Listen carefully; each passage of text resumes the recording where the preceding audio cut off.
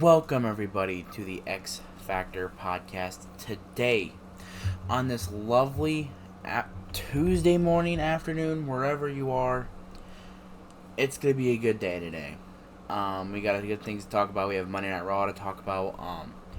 But before that, if you're looking right now, I'm going to talk about LA Knight.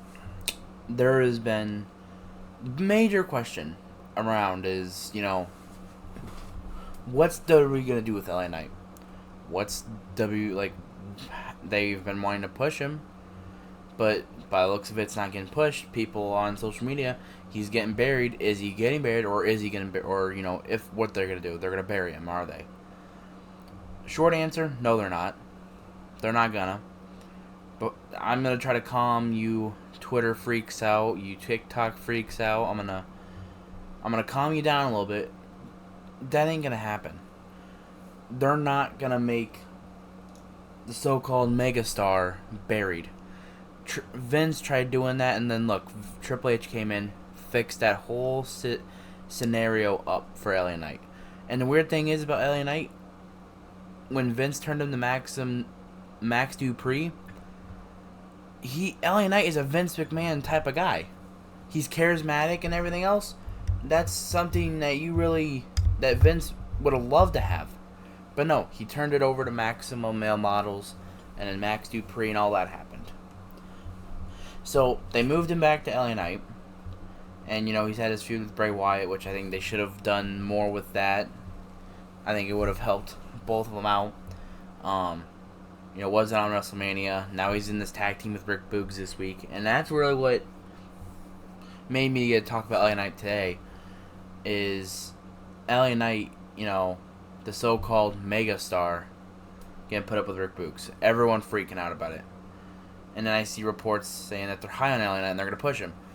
This could only be a 1 week thing. This could really only be like a 1 week thing. So I don't know what the big deal of everyone freaking out about LA Knight is. Trust me, LA Knight right now, LA Knight is up there with my favorites right now. Because my favorite of all time, Undertaker, CM Punk, the Fiend character. Boom. LA Knight is slowly jumping up those. And I'm going to even go farther and say LA Knight is probably going to be the Stone Cold of this generation. He's not going to have the attitude like Stone Cold, but the charisma and everything, and how charismatic LA Knight is, that's really what's going to get him over and pushed. And you need a guy like LA Knight right now in WWE.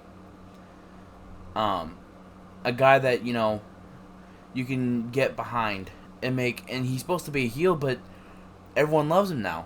So, and if you watched NXT, you've watched everywhere else, Impact, NWA, wherever, you know that he is the so-called megastar around there. He is one of the best right now, and it might not look like it, but he's gonna be up contention for Money in the Bank if they bring King of the Ring up back later on this year, since they called it off at Saudi Arabia this year. If they do it later on, he's gonna be if he doesn't win Money in the Bank, he's probably gonna win King of the Ring. And the only problem is he's on SmackDown, so I don't see him beating Roman. But I do see him winning the World Heavyweight title, though. Intercontinental title, U.S. title. And the main thing is everyone is talking about his age. You can't have a megastar like that at 40. Give me a little news flash for you, son. Yeah, you can. AJ Styles was late in his 30s. I mean late in his 30s. He was about 40 when he joined WWE. I think he was about 38. He's a Grand Slam champion now. And I know LA Knight is not AJ Styles, but LA Knight has the potential to be better than AJ Styles in his current run with WWE.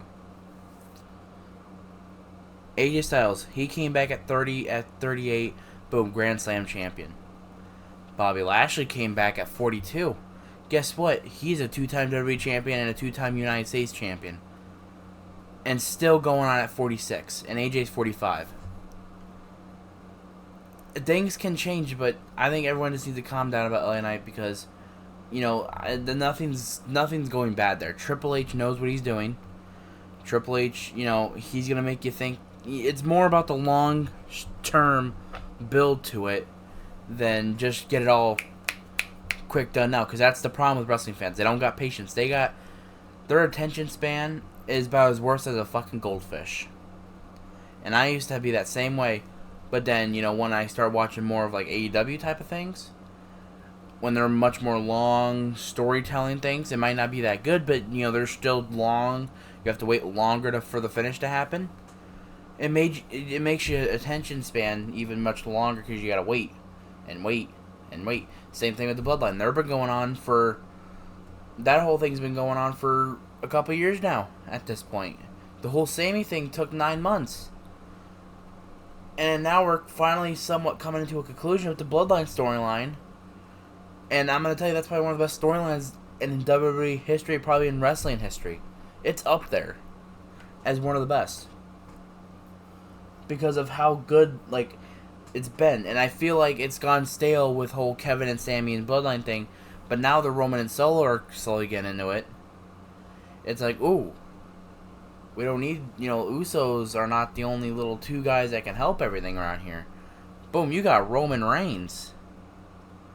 So, like I said, it's just, you gotta wait the long term for LA Knight to get up there. Because he's gonna be a champion. That's no doubt about it. But that is my main thing on that. But that's really what I gotta say. So, alright.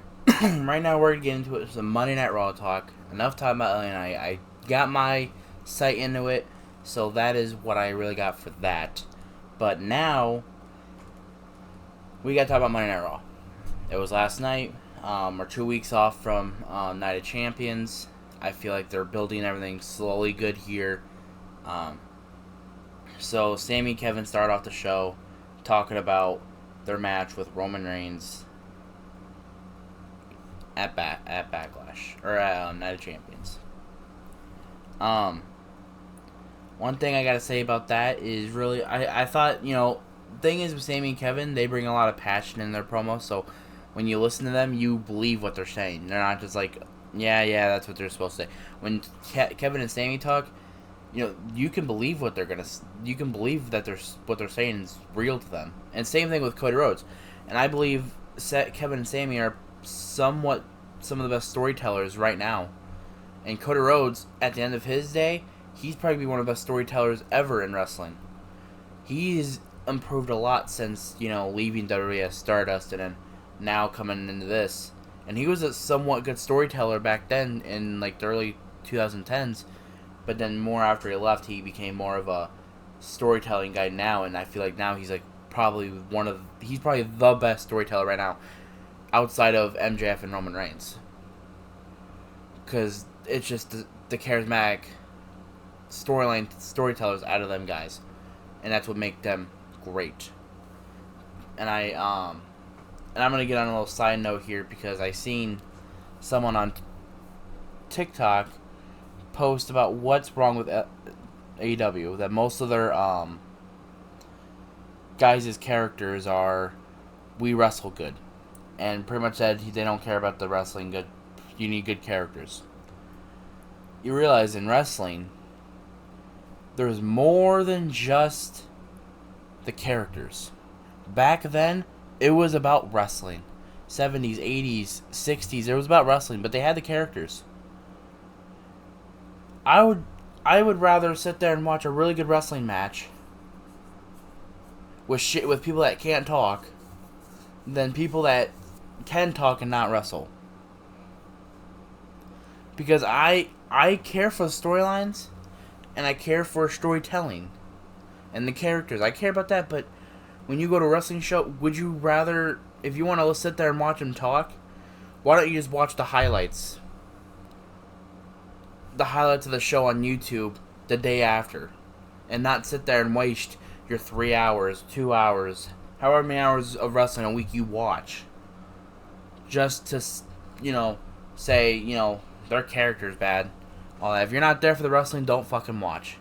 I'm there for the storytelling, the characters, and the wrestling. It's planned out right there on a golden plate, golden freaking fork. It's right there for you to observe. And I feel people that say that are most likely just watch WWE because WWE for years have just been characters. They haven't felt like real people. And nowadays nowadays we're getting to a transition in wrestling where people with characters like that are not getting over well. Roman Reigns, what's his character? Tribal Chief, all that. He's acting in a certain way, but he's not wearing a mask or a bunch of makeup to act like Doink the Clown or something. You know what I mean? And same thing with Cody Rhodes, the American Nightmare, trying to relive somewhat of his father's history there. MJF, the most cockiest man around. Yeah, characters are great, but the storytelling, wrestling is what really observes everything else in the character. Same thing with Karrion Kross. I think Karrion Kross, a couple weeks ago on SmackDown, there was a backstage promo with Shinsuke, and his character and everything has not been folding out as everyone planned as. I feel like the backstage promo he had against Shinsuke, reliving all of his rivalries that he's had since Karrion Kross came back, was his best promo. You know what I mean? And saying that, he's never hurt anyone in a day in his life. It's all been in the cards. That's really what you kind of need to get that character going. If you want to have like a character like Cross, Undertaker, Kane, all that stuff, you need to be like that 24/7. You need to like get yourself going in there, and 90% of the time, that's who you got to be. You can't just have be this blah of mold pudding and not do anything with it. So, but back to Kevin and Sammy here. They're talking, like I said, one of the storytellers right now in wrestling. Judgment Day comes out, and Kevin is already fed up. They challenge him to a match. Judgment Day accept after a whole brawl happens, and so in the main event tonight, Kevin and Sammy versus Judgment Day happened. There's that. But then we'll get right into the main event here with Finn Balor, Damian Priest somehow defeat Sammy and Kevin Owens. And a shocking defeat here. And a lot of things were going on in this little time area right here. A lot of things were going on. Paul Heyman with Gunther and them, they're getting their, shaking hands with them backstage. A little backstage tease with Paul talking to Judgment Day. I feel like Paul coming in, trying to mess everything up there with Judgment Day getting the side here and Imperium and distracting them. It's going to lead up to a nasty... I have a feeling we might get a fatal 4-way, potentially, if Imperium somehow defeats Kevin and Sammy, since Judgment Day already has the win over him. So, and then maybe, have a fatal 4-way, or, I don't know if they would ever do a fatal 5-way tag match. That wouldn't really make sense because of the 4 turnbuckles, but, or maybe at Money in the Bank, we get a triple threat for the tag titles. So, it's really going to come down to Imperium, and Judgment Day at this point, or maybe a contenders match, and they'll face Sammy and Kevin Owens. So, but the one thing it's irritating me is the tag title situation with Sammy, Kevin. They get drafted over to Raw, but yet they can still go to SmackDown because of the tag titles, and it's with the women's tag champions, and it's with Sammy and Kevin. And it makes no sense because you guys get drafted over to Raw, but you still go to SmackDown. And even if you lose the titles, you still have a chance to go over to SmackDown by winning those titles. In my opinion, I think they need to split the Raw and SmackDown tag titles up. Have Kevin and Sammy relinquish those, or when they lose them, have them relinquish that, or have, just a simple, Street Profits. We want to come out, challenge, Kevin and Sammy to a tag title match for the SmackDown tag titles. They beat them. It could work like that. And then for the women's tag titles, I feel with the NXT women's tag titles coming up, I feel like they can split those like the same way too. But I really, really think they need to add a mid-card title. And I know that would have 6 titles for each brand. But it's going to be a good thing to it, because you're going to show people like Meechin, Piper Niven, Candice LeRae, Nikki Cross, Zoe Stark, all them, and it really helps. And you notice from the past, people like Shawn Michaels, Razor, Diesel, Cena, Eddie, Kurt, Randy, Triple H, when they get those mid-card titles, have really what got them up to the main event scene. And I know Razor never won the world title, but he was a 5-time Intercontinental Champion. He built himself up with that. Shawn Michaels, he was Intercontinental Champion. Boom, he built himself up to a world champion. Triple H, he had the Intercontinental title. I believe he held the European title at some point. Boom, got him up to the next level. The mid-card titles are for, in my opinion, are either for younger guys that you're trying to get up pushed, like Austin Theory, or guys that you feel are that are not ready for like the main event scene a little yet, or need a rebuild. So boom, you give them that U.S. title, rebuild themselves up, send them back up to the main event scene.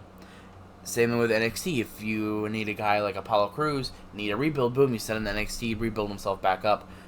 And it's just that simple in wrestling.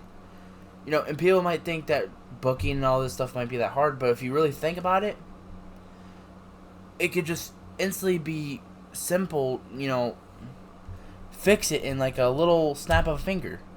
And you guys might be like, well, whoa, that's kind of a crazy thing to say, but it's true.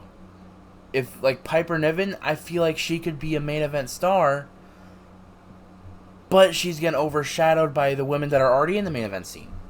And once, Cora Jade, Roxanne Perez come in there, it's just going to keep piling on, people like Candice and all them, and then they're going to get bigger pushes over than them. So I feel like that mid-card title could really help. Same thing if they brought it right now, a mid-card title for women's division. A person that would really benefit off it would be Zoe Stark. I feel like at the end of this year, she would be a main event talent. She already is a main event talent, but I feel like at that point, she'd get popular more to get her that you can give her shots for that world title. So it's just, I feel a women's mid-card title would build all the women up, and I feel like that would help the women's evolution that they've been trying to say that's been going on the last couple of years. Yeah, a women's evolution would be a lot better if you put a mid-card title. Make people care about women's wrestling. And that's really what makes me upset, because I enjoy women's wrestling, but they need to up the amp a little bit. They need to get some mid-card titles. Build Piper Niven, Candice LeRae, Nikki Cross, all them up, instead of just put them in random tag teams. Oh, you're just a tag team now. And I'm sorry, there's not enough women on that roster to make a bunch of tag teams. It's really not. You got, like, the best, you got 3 or 4 maybe. And, some of the tag teams they brought up to randomly together that's been working recently is Liv and Raquel. When Shayna and Natalya were put together. Sasha and Naomi when they were put together. Tegan Knox is around at some point. I don't know where she is now. Like, they brought her back and boom, where's she? Emma, she was brought back for a women's title match. Boom, where she hasn't done anything. That's why I feel like that mid-card title would help everybody. So you got people like them that don't get shown, and Xia Li, people like them to get shown on TV. And yeah, you might not like it, but it's really what it's going to help everyone in that little aspect of everything. So that's really what I got to say all about that.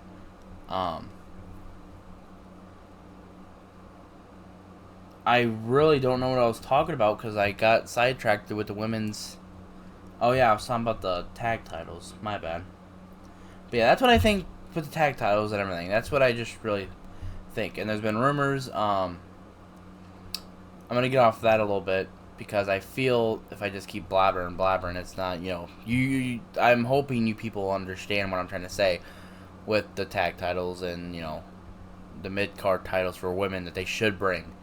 So, but we're going to get off that a little bit. There's a little Easter egg thing we found yesterday on Monday Night Raw. JD McDonough was getting scouted by Finn Balor on a backstage interview. If you've seen when JD McDonough left his interview, somehow Finn showed up. There's been rumors on they want to show, they want to bring in a 5th member. JD McDonough would be a perfect fit for that faction too. And I was talking to my mom and her boyfriend yesterday, and there'd be like what would you, where would the situation be? The situation's perfectly sitting right there, right for you. Finn Balor and Damian Priest. You can put them two either in the main event scene or in the mid-card scene. Finn Balor, I feel like he's a main event talent, but if you want to get him up even farther than that, then mid-card would help him too. Damian Priest, he's already shown why he can be in the main event scene, but I feel like right now, with Finn there, it would cause some problems with boom mid-card. You can swap both of them out, it'd still work.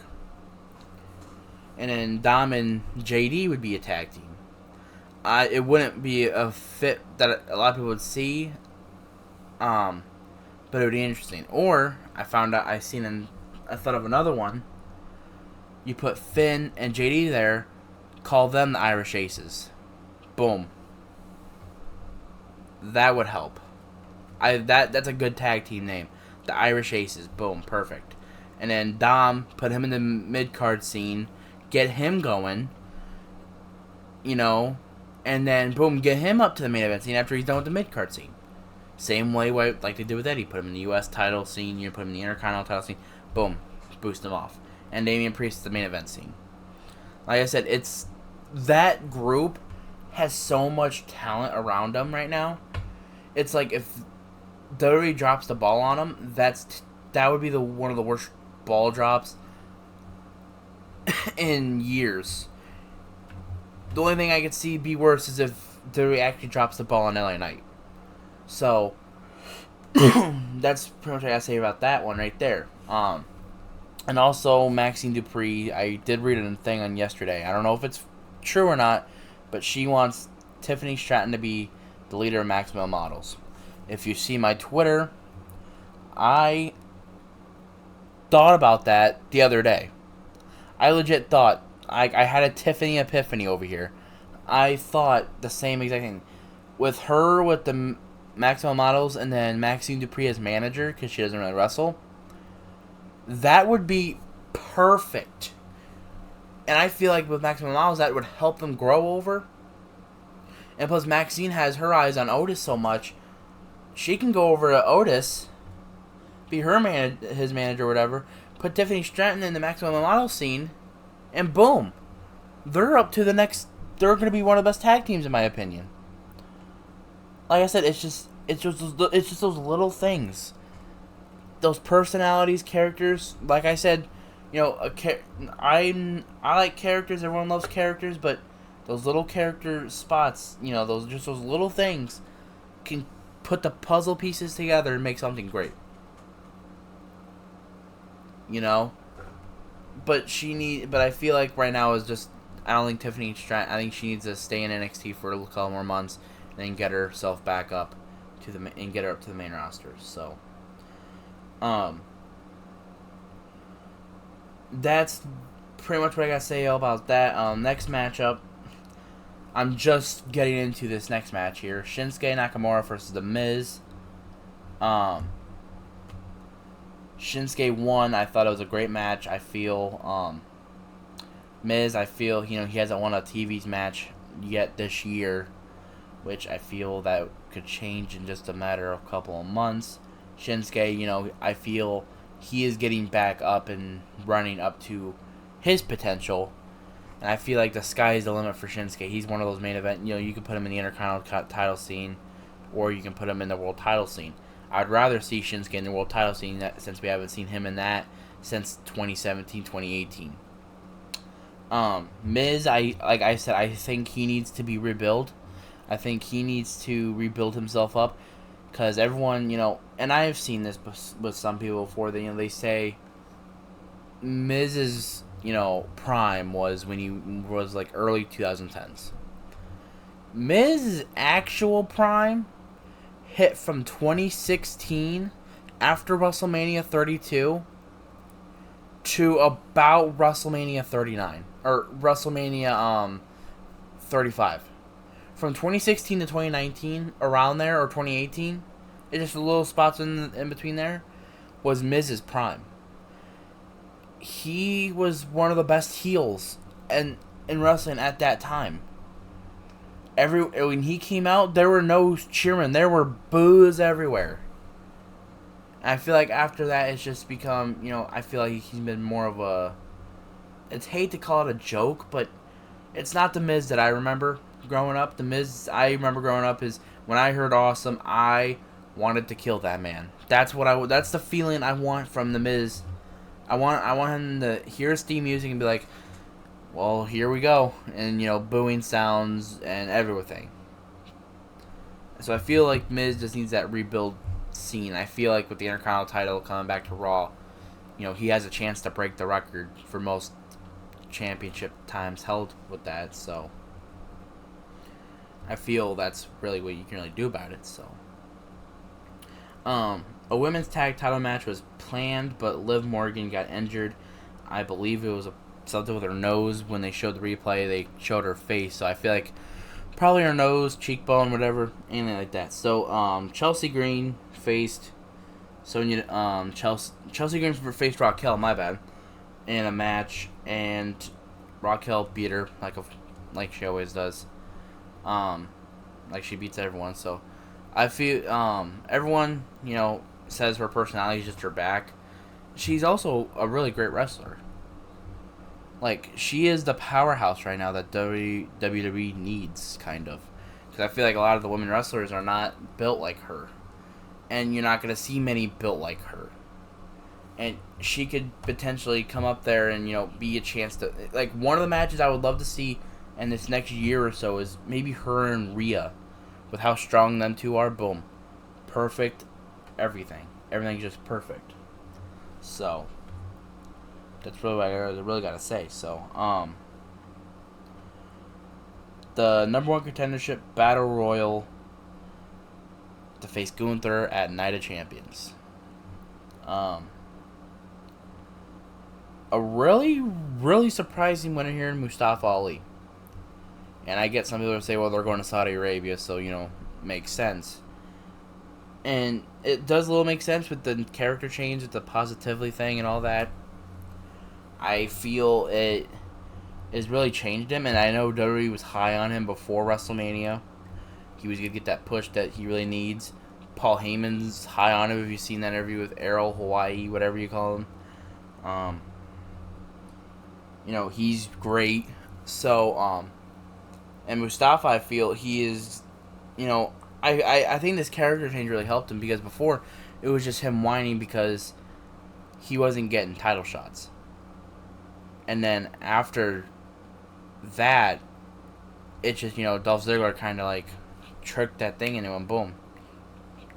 Becomes positively amazing. So, Battle Royal, though, Ollie eliminated Bronson Reed Ricochet by a drop kick when they were both on the apron. Not gonna lie, I kind of wanted to see Bronson Reed win it. But, Mustafa Ali, I am willing to take that chance and watch that. I feel like it'd be fun. I do feel like Mustafa's probably we might see a murder on live television at Night of Champions with Gunther. And plus him and Gunther, that's just one of those things too in wrestling. A guy like Gunther can bring up guys like Mustafa Ali, push him up a little bit, put him over just a little bit, but not lose.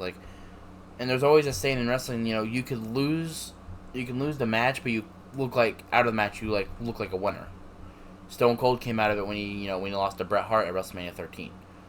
He lost, but he came out a winner, because look at him now, one of the best characters, one of the best wrestlers of all time.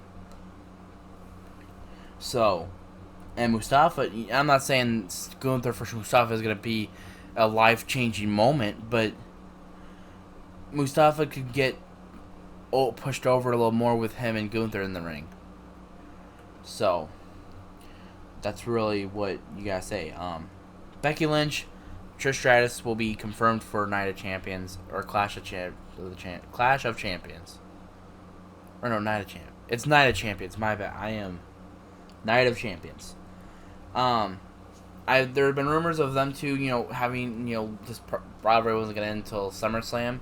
So maybe we could see a 3-match series with these two. Trish and Becky split the series first 2 matches. And then I think Becky beats her in the final match. And I think that's where Trish Stratus hangs the boots and calls it a career. I am liking this rivalry.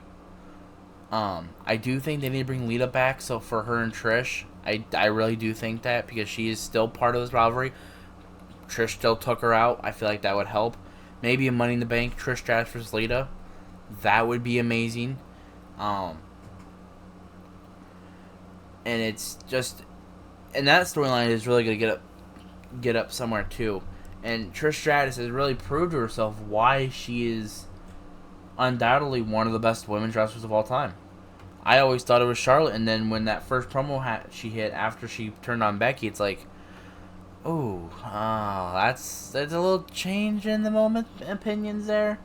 So, like I said, her and Charlotte are arguably best of all time. So, Natalya and Rhea Ripley, we're probably going to get that at Night of Champions as well. I know some people were not happy to see Natalya face Rhea Ripley, but Natalya is one of those people, like I said, when you're down in the dumps, when you're slowly going downhill, you kind of need a rebuild. And with Rhea Ripley, and like Rhea Ripley said, to revive her career up a little bit, that would help if they put on a banger matchup whenever they face each other. I'm hoping it's going to be a Night of Champions, but whenever they put on a banger matchup, and I know there's been, Natalya is not as quick as she used to be. Put on the best matchup that you think that they can have.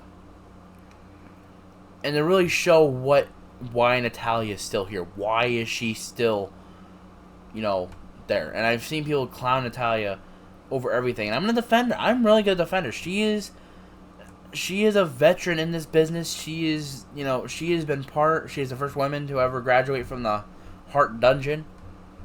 And that's a big reward right there, just like that. I feel like with her and Rhea Ripley, she's really going to show why she is Natalya, what she used to be, why she's still amazing. And, just like that. And back to the women's mid-card titles, another woman that can really revive her career, Tamina. She doesn't have much left in her. She's 45. Boom. Just saying, right there. Now we're going to get to the best storyteller of the business, Cody Rhodes.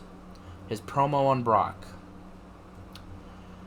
Cody Rhodes is really, and I've seen people, again, and the thing is, when it's always the people that bitch and moan and complain on wrestling, it's either from TikTok or Twitter. And Twitter had me believing that everyone was going to turn on Cody after he won the Rumble. And yet, whenever you're at a crowd, there's hail of freaking cheers. And I feel Cody Rhodes now, and with him losing at WrestleMania, at the time I thought it was a bad choice. I feel like if you want everything to end at WrestleMania in SoFi Stadium, have it all crash down right there. Then now you see what's going on. I feel like Cody Rhodes is now more over now than what he was coming into WrestleMania. It's like those woes are getting bigger by the week. And Cody Rhodes, he's not one of those people that bore you. He can talk. He's going to tell you the story. He's going to tell you what he's going to say. He's going to tell a couple storytellings, couple stories. He's going to tell a couple stories, he's going to leave. And he's a great wrestler at that too. And now him and Brock, Night of Champions. It's going to be a great matchup. I feel Cody Rhodes should take the win again.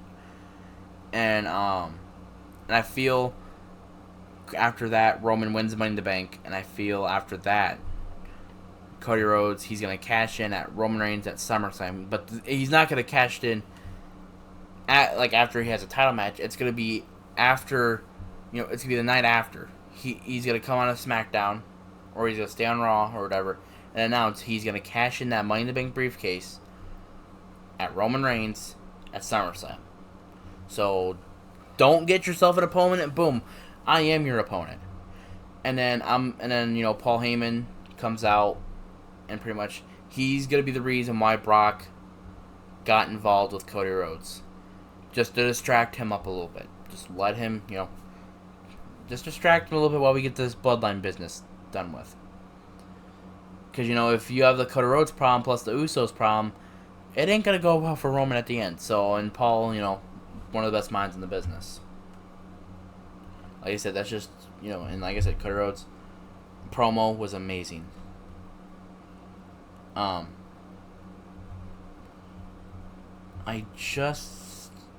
just my notes here fell.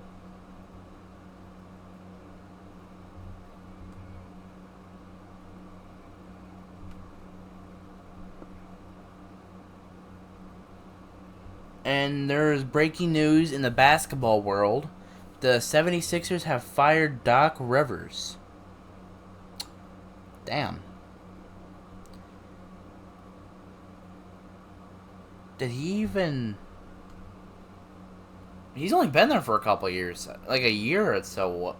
Damn. Okay. Well, there's your breaking news of the day. Okay then. Fire Jason Kidd and hire Doc Rivers. There you go. Just saying. But like I said, Cody Rhodes' promo on Monday was amazing. Overall, there's nothing really else I gotta talk about. There's one thing though we gotta talk about here. Alright, so the next thing we gotta talk about, you can see it right here. What storyline is better? I've seen people talk about it the last couple days, or the last couple weeks. People say Bloodline's storyline's better. People say the Elite and Combat Club storyline is better. In my opinion, in my overall opinion, I think, and it's all about the week, what they're gonna do. Because when this whole last month, Combat Club versus the Elite was the best storyline. I feel like it's only because Sammy and Kevin got stale, Roman wasn't around. Boom, Riddle and Solo, that was all getting stale. Yeah, all that kind of things. Now, we're getting into a mold of the new month here. Roman's back. They're doing all this stuff here. Now we feel Roman and the Bloodline, they're starting to pick their way back up again. But it even got more intense last week when Don Callis turned on Kenny. So right now, I think it's just based off the week. Last month, I thought Combat Club versus the Elite was the best storyline right now. Then the Bloodline did this, and now they're picking their way back up. Like I said, it's just on a week-to-week thing here. We gotta look what they're gonna do, what all that stuff. And to the AEW stands that say that this is the best storyline in wrestling history, get out of here. Please. Just please get out of here. It might be one of the best storylines in AEW history, but it's not in wrestling history. And in my opinion, the best AEW storyline in history is MJF and CM Punk, so... But that's really what I just gotta add. I had to put my little inside thought in that. I think Bloodline right now, they're probably one of the best storylines ever, and now it's the Elite and the Combat Club. They're trying to make themselves into something. It's just based off the week, but right now I do think the Elite and Combat Club have the upper hand. Just right now. We gotta see what happens this week, and we gotta see what happens on Friday. I think they just have the upper hand just a little bit because of what Don Callis did. If Paul would have just suddenly turned on Roman and that would change the whole thing, I would have changed my mind just like that. But I feel like with Don Callis turned on Kenny, we gotta know what's going on there. And then once we know what's going on there, once we get more insight on that, then we'll get more of an opinion on it. Alright? So, that is the rest of my day. That's all I really got to talk about today. Anything you guys want me to talk about, all that stuff, put in my, mention me on Twitter, mention me on my TikTok, mention me on my comment section down below. And my Twitter and all that will be in the outro here in just a second here. So, or it'll be in the bio. So if you want to listen to it, you want to go in there, get my insights, get updates on podcasts during the week, that's the place to go. I'm just letting you know, tomorrow we're probably talking about NXT. Probably talk about the 4 pillars, maybe. We're probably going to talk about the 4 pillars of AEW. And then Thursday, we'll talk about all the wrestling, their stuff. And then Friday, I'm finally getting my stuff on Friday, and that will be the NFL schedule talk and my predictions for the season, record predictions. So, all have a good day, and see you later.